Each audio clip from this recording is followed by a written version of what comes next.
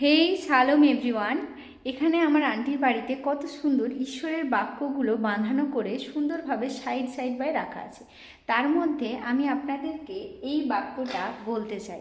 দেখুন কি সুন্দর লেখা আছে যে but you are a chosen people, মানে আপনি হচ্ছেন ঈশ্বরের একজন মনোনীত ব্যক্তি, a royal priesthood, a holy nation, a people belonging to God, that you may declare the praises to of him who called you out of darkness into his wonderful light. Wow!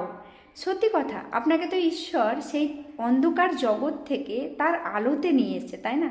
আপনি একজন chosen people, আপনি একজন মনোনীত ব্যক্তি।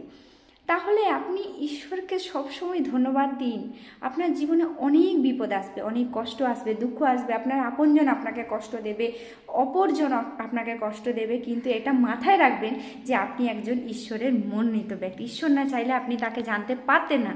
তাই এটা ভেবে সবসময় আনন্দিত থাকুন যে এত দুনিয়ার এত মানুষের মধ্যে আপনি ঈশ্বরকে চিনতে পেরেছেন, আর তিনি আপনাকে আপনার অন্ধকারময় জীবন থেকে তার আলোকে নিয়ে এসছে। হালেলুয়া! তো ঈশ্বরকে তার জন্য ধন্যবাদ দিন। জয় যিশু।